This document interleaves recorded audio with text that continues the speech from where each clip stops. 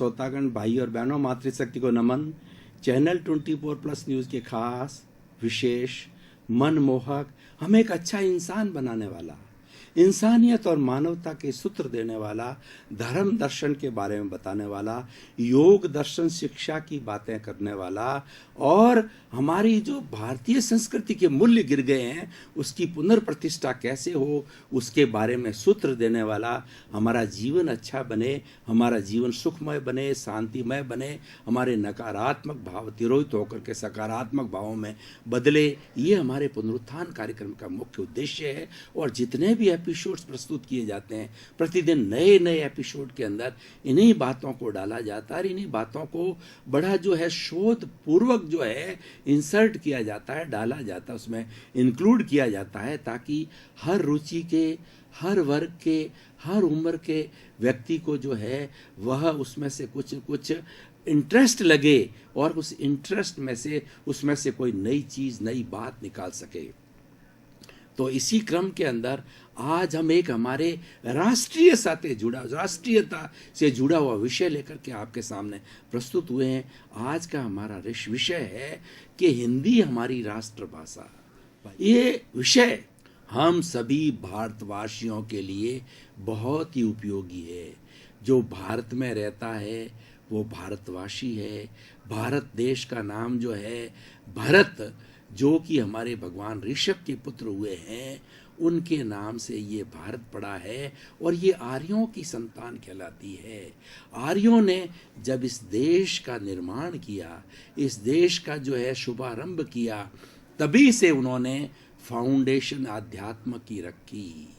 हमारी फाउंडेशन अध्यात्म पर आधारित है और जो फाउंडेशन अध्यात्म पर आधारित होती है वो महल कभी डिगमिगा नहीं सकता, क्योंकि अध्यात्म की जड़ें पताल तोड़ होती है, बहुत गहरी होती है। अध्यात्म किसी का अहित नहीं करता, किसी की निंदा नहीं करता और किसी से घृणा नहीं करता। वो प्रेम करता है, वो मैत्री करता है, वो करुणा करता है, वो शांतिपूर्ण अस्तित्व में विश्वास रखता है। सभी प्रेम से जिए और जीने दो, इसी का नाम अध्यात्म कहलाता है। तो हम समाज में जीते हैं। मनुष्यों के समूह को समाज कहा जाता है। पशुओं का भी अपना समूह होता है जिसको समज बोलते हैं, केवल एक मात्रा का अंतर है। पक्षियों का भी समूह होता है। आपने कभी देखा होगा कि हमारे राजस्थान में कुरजा आती है और उधर जो है हमारे बहुत सी जगह पर विदेशी पक्षी आते हैं, गर्मियों के अंदर आते हैं, कुछ सर्दियों के अंदर आते हैं, हंस आते हैं, आदि आते हैं। अलग अलग टाइप के विदेशी पक्षी भारत भ्रमण करने आते हैं, आके वायुमंडल को एंजॉय करने के लिए आते हैं। जैसे कि जो है हमारा चूरू जिले के अंदर एक ताल है, वहाँ पे आते हैं और उसके साथ साथ के अंदर बहुत सी जगह पर आते हैं। तो वो समूह में रहते हैं। हम भी मनुष्य हैं, समूह में रहते हैं, समाज में रहते हैं।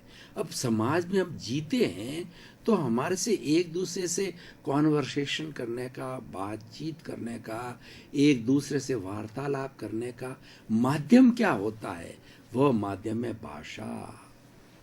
हर मनुष्य के जो है वो कार्यकलाप करने के 3 बड़े साधन हैं, मन है, वचन है और काया है। मन का काम है चिंतन करना होता है और मन चिंतन करता है वर्तमान का और भूतकाल का स्मृति करता है और भविष्य काल की कल्पना करता है। ये मन का काम है, ये चिंतन का काम है और ये विचारधारा का काम है।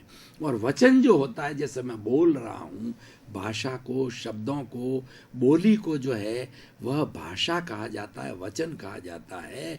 इसीलिए हम जब बच्चा जन्म लेता है और वो थोड़ा थोड़ा पापा मम्मी इस तरीके से बोलना चालू करता है तो उसको माता सिखाती है। हर जो है पशु पक्षी की भी अपनी भाषा होती है जो हमको समझ में नहीं आती है, लेकिन जो पशु पक्षियों की भाषा जानते हैं वो समझते हैं। उनकी वोकेबुलरी जो है, उनका शब्दकोश से लिमिटेड शब्दों का होता है, लेकिन जो इस जो है विधा को जानते, इस विद्या को जानते हैं, वो पशु पक्षियों की भाषा को समझते हैं। भगवान ऋषभ ने जो है अपने कुछ पुत्रों को जो है ये पशु पक्षियों की भाषा जानने की विद्या सिखाई थी। तो जो पशु पक्षी बोलते थे और तो वो आराम से उनकी बात को समझ जाते थे। उनका भी शब्दावली होती है, यानी विनिमय का जो साधन है वो भाषा होती है। माता जब हमको, बच्चा जब बोलता है, तुतली तुतली भाषा के अंदर माता जो सिखाती है वो मदर टंग कहलाती है, और वह आगे जाकर के जो है मातृभाषा का रूप ले लेती है। इसीलिए भाषा एक बहुत बड़ा सशक्त माध्यम है व्यक्ति से व्यक्ति को पहचान करने का। और सारे हमारे समाज की जितनी भी एक्टिविटीज होती है भाषा के बिना हम नहीं कर सकते। भाषा नहीं होगी तो हर व्यक्ति मौन हो जाएगा, मूक हो जाएगा। जो गूंगे लोग होते हैं वो भाषा का विनिमय नहीं कर सकते, क्योंकि ईश्वर ने जो है उनको जो है ये वोकल है वो कोड नहीं दी, डिफेक्टिव हो जाता है। इसीलिए कहा गया है कि आत्म अनुभव बात की, और जो कोई पूछे बात, सो गूंगा गुड़ खाई के कहे कौन मुख स्वाद।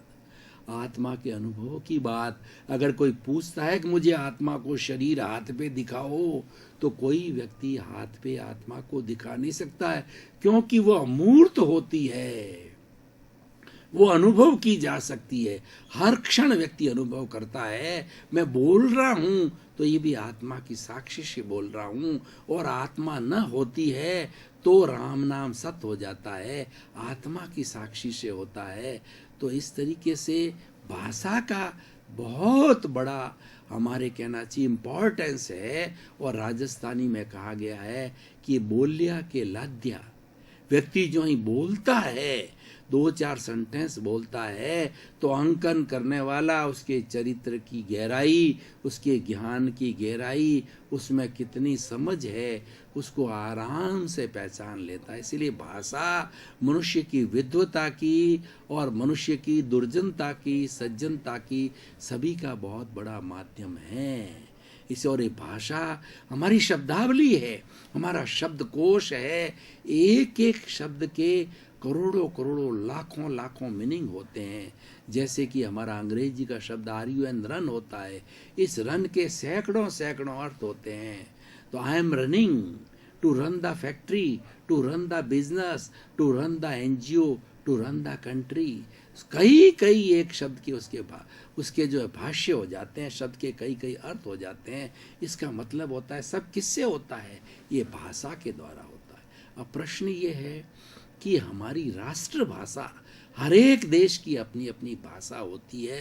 राष्ट्रभाषा का अर्थ होता है कि वो ऐसी भाषा होती है कि उस देश के हर व्यक्ति को, हर सदस्य को वो भाषा अवश्य आनी चाहिए। जैसे कि मदर टंग आवश्यक होती है, मदर टंग के बिना बच्चा बोल नहीं सकता, अपने परिवार के अंदर एक दूसरे को समझ नहीं सकता। तो वो हमारी मातृभाषा होती है जो कि हम अपने परिवार के अंदर बोलते हैं।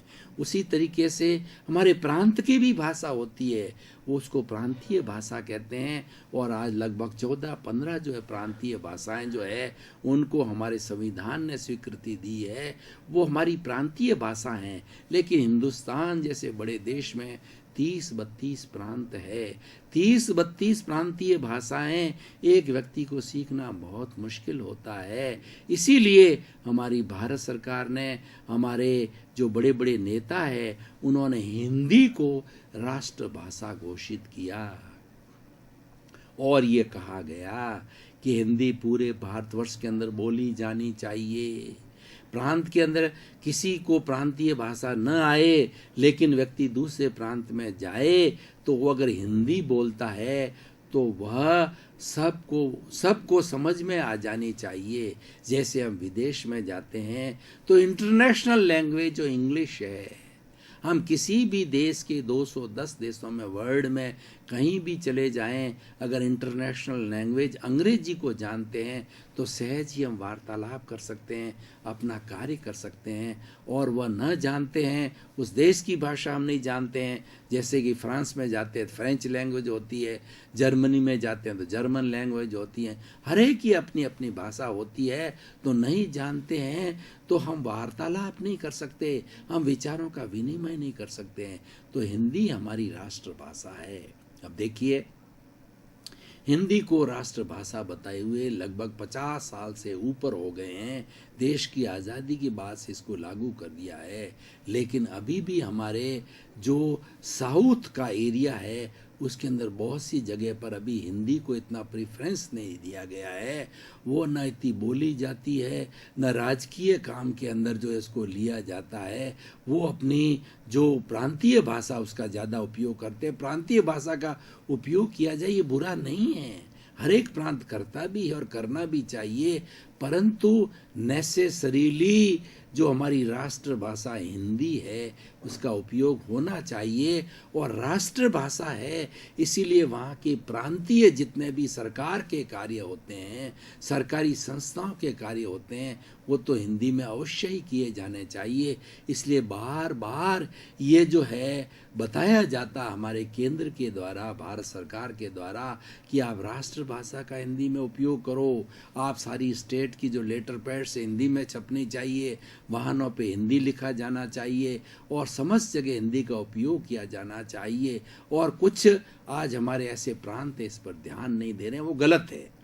जब हम एक राष्ट्र में रहते हैं तो हमारी राष्ट्रभाषा हिंदी को इम्पोर्टेंस देंगे तो हम संगठित रहेंगे, हमारा काम इजी होगा। एक साउथ का व्यक्ति अगर नॉर्थ के अंदर आता है, दिल्ली आ जाता है और हिंदी अच्छी जानता है, अच्छी पढ़ सकता है, लिख सकता है, बोल सकता है, उसका काम सरकारी संस्थाओं के अंदर, सरकारी ऑफिसों के अंदर बड़ा आराम से हो जाता है, बड़ा आराम से वो वार्तालाप करता है। उसको ऐसा नहीं लगता है कि मैं अपरिचित जगह में आ गया। अपने देश का इंडियन होते हुए भी वो ऐसा सोचे कि मैं तो फॉरेन कंट्री का व्यक्ति हूँ, तो उसको फीलिंग नहीं होनी चाहिए। एक अच्छी फीलिंग आने के लिए, एक अपनापन लगने के लिए, एक ब्रदरहुड लगने के लिए, एक भाईचारा रखने के लिए और उसका बढ़ावा करने के लिए, हमारा सांस्कृतिक विकास करने के लिए हमें हिंदी भाषा को इम्पोर्टेंस दी जानी चाहिए। नॉर्थ का जो हिस्सा हिंदुस्तान का है, पूर्व का हिस्सा है, वह तो इसको पूरा स्थान अच्छी तरह से दे रहा है, लेकिन साउथ साइड में अभी भी, पहले तो इसको बहुत बड़ा जो बहिष्कार किया जाता था, लेकिन अब काफ़ी जो है धीरे धीरे जो क्यों समस्या आने लगी है और एक प्रांत का दूसरे प्रांत से वार्तालाप होने लगा है, पत्राचार होने लगा है, संस्थाओं का पत्राचार होने लगा है, व्यक्ति एक प्रांत से दूसरे प्रांत में जाने लग गया है, तो आवश्यकता आविष्कार की जननी है। उसको ये महसूस हुआ कि नहीं, मेरे को राष्ट्रभाषा ये आनी चाहिए हिंदी, इसलिए हिंदी को इम्पोर्टेंस तो सरकार ने तो दे दी है।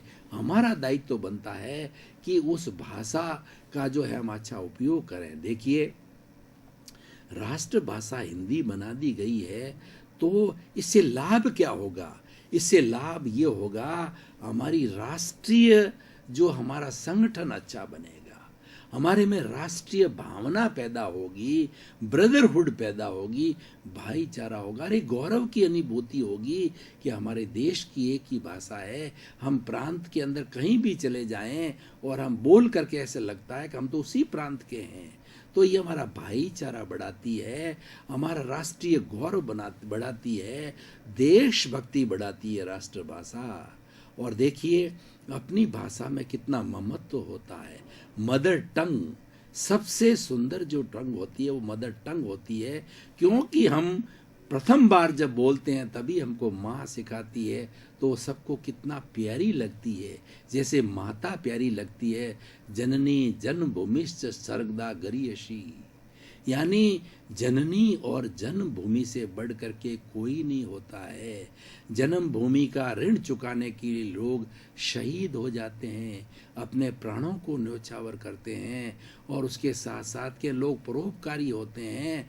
वो अपनी मातृभूमि का ऋण चुकाने के लिए वो लोगों का उपकार करते हैं, वो परोपकार करते हैं, वो मंदिर बनाते हैं, प्याऊए बनाते हैं, कॉलेज बनाते हैं, हॉस्पिटल्स बनाते बनाते हैं, लोगों को रैन बसेरे बनाते हैं, लोगों को सुविधा देते हैं, उसे ये फील करते हैं कि मेरी मातृभूमि का ऋण उतर गया। जिस तरीके से हम माता पिता की सेवा करके हमारा जो है पितृ ऋण उतारते हैं, देवों की भक्ति करके हम देव ऋण को उतारते हैं, समाज की सेवा करके समाज का ऋण उतारते हैं, उसी तरीके से देश का भी हमारे पर ऋण होता है, मातृभूमि का ऋण होता है। वो हमारी एकता करके, और उस एकता को बनाए रखने के लिए भाषा सबसे बड़ा माध्यम है। जो आज के विषय का चयन किया गया भाई और बहनों, दर्शकगण, श्रोतागण, मैं आपको ये बताना चाहता हूँ, इस एपिसोड की रिलीवेंस निकालना चाहता हूँ, इसकी प्रासंगिकता, इसकी सामाजिक उपयोगिता की बात करना चाहता हूँ। तो मैं ये कहना चाहूँगा इस एपिसोड के माध्यम से, खास तौर से हमारे देश में 80 करोड़ युवा हैं, युवाओं को संगठित रहना है, रोजगार प्राप्त करना है, अच्छे देश का निर्माण करना है, अच्छे समाज का निर्माण करना है, और उसके साथ साथ के अंदर अपने परिवार का निर्माण करना है। तो आप जो भाषा है उसके संगठन, यानी हिंदी हमारी जो राष्ट्रभाषा डिक्लेयर हो चुकी है, उसको प्राथमिकता दें। उसको पढ़ने में, लिखने में, बोलने में, बच्चों को सिखाने में, स्कूलों में, कॉलेजों में, यूनिवर्सिटियों में, एनजीओ में, जियो में, सभी में ज़्यादा से ज़्यादा उपयोग किया जा रहा है। लेकिन ख़ास तौर से मैं उनको जो है आज के एपिसोड से निवेदन करना चाहूँगा, आप हिंदी भाषा को जो है वो प्रशय दें, प्रोत्साहन दें, इसका बाइकाट ना करें, इसका बहिष्कार नहीं करें, इसका अधिक से अधिक उपयोग करेंगे तो हमारे पूरे देश के अंदर जो है एक सा जो है माहौल नज़र आएगा। जैसे आप देखिए, वो आप किसी गल्फ कंट्री में, मोमेडन कंट्रीज़ में चले जाइए, वहाँ उर्दू भाषा सामान्य है, क्योंकि जो है उनका जो धार्मिक ग्रंथ कुरान है वो उर्दू में लिखा गया है, और उसके बाद में उसका ट्रांसलेशन अरबी में वगैरह कई भाषाओं में हुआ है, इंटरनेशनल लैंग्वेज इंग्लिश में भी हुआ है, लेकिन मूल व उर्दू भाषा में लिखा गया है। तो हर मोमेडन जो उर्दू बोलता है उसके बीच में कितना भ्रातृत्व भाव आता है, और जितने भी मोमेडन्स कंट्रीज़ है वहाँ आपस में जाति में उर्दू में वार्तालाप करते हैं। तो पहला ही फर्स्ट इम्प्रेशन ही एक अच्छी मित्रता का पड़ जाता है, और जब मित्रता का व्यवहार होता है वहाँ सब काम अच्छे हो जाते हैं। जहाँ शत्रुता का व्यवहार होता है, वहाँ रंजिश होती है, वहाँ भय होता है, वहाँ संशय होता है, और वहाँ कोई कार्य अच्छा नहीं होता है, और सबसे बड़ी बात मानसिक तनाव बना रहता है। अब पाकिस्तान और हिंदुस्तान को देखिए, जब पाकिस्तान और हिंदुस्तान बना था, जो महात्मा गांधी की बड़ी प्योर भावना थी कि भाई हिंदू मुस्लिम भाई भाई, हिंदू मुस्लिम सिख ईसाई सभी हैं भाई भाई, उन्होंने भाईचारे पे काम किया। तो जो जिसको जहाँ जाना हो जाके बस सकते जब कंट्री अलग हुआ, लेकिन वो शत्रुता के बीजों का रोपण हुआ, और आज तक 70 वर्षों के अंदर भी हमने उस कटुता के, शत्रुता के, उस घृणा के और हिंसा के बीजों को हम ख़त्म नहीं कर पाए। तो उन सबको समाप्त करने के लिए, देश की एकता के लिए, राष्ट्रीय एकता के लिए हमारी एक राष्ट्रभाषा को भी एक माध्यम है, उसको प्रोत्साहन दिया जाना चाहिए। राष्ट्रभाषा का अच्छा प्रोत्साहन देने के लिए हमारे हिंदी की अच्छी अच्छी कॉन्फ्रेंस कराई जानी चाहिए, डिबेटिंग कराई जानी चाहिए, और हिंदी भाषा के लेखन के लिए प्रतियोगिताएं होनी चाहिए हमारे ऐसे राइटिंग के रूप में, निबंध लेख के रूप के अंदर, और जो है आपस में कंपटीशन के रूप में वाद विवाद प्रतियोगिताएं करा के वो हिंदी भाषा में होनी चाहिए। और हिंदी भाषा का शब्दकोश बड़ा समृद्ध है, उसका बड़ा रिच जो है हमारी वोकेबुलरी है, तो हम उसका उपयोग करना चाहिए। और बड़ी जैसे अटल बिहारी वाजपेयी जी कविता बनाते थे, उसमें ऐसे ऐसे शब्दों का चयन करते थे जिसमें राष्ट्रीयता झलकती थी। उनकी हर कविता में राष्ट्रीयता झलकती और उन्होंने सारी कविताएं हिंदी में बनाई है। उनको हिंदी के प्रति अगाध प्रेम था, हिंदी के प्रति उनका समर्पण था, हिंदी के प्रति सम्मान था। तो भाई और बहनों, दर्शकगण, श्रोतागण, आज के एपिसोड से मैं कहना चाहूँगा, हिंदी हमारी राष्ट्रभाषा है, ये हमारी मातृभाषा की तरह है। एक व्यक्ति को हिंदुस्तान में अच्छा काम करने के लिए, विश्व में अच्छा काम करने के लिए 3 भाषाएं कम से कम जानना जरूरी है।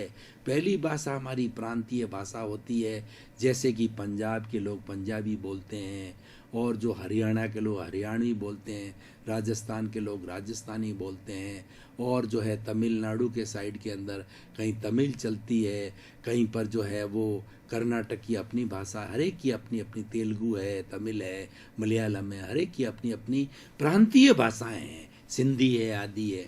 लेकिन ये कोई बात गलत नहीं है, प्रांतीय भाषा सीखनी चाहिए और प्रांत में उपयोग होना चाहिए, अच्छी बात है। ये भी एकता पैदा करती है, ये प्रांतीय एकता पैदा करती है, पर राष्ट्रीय एकता पैदा है। हिंदुस्तान बहुत बड़ा देश है, जहाँ पर 130 करोड़ की जनता निवास करती है, और उसमें 80 करोड़ जो है हमारे युवा है, उनको आगे लाना है, उनको राष्ट्रीय एकता की कड़ी में जोड़ना है, और राष्ट्र का जो हमारा जो मूल जो धारा प्रवाह है, उस धारा प्रवाह के उसको जोड़ना है।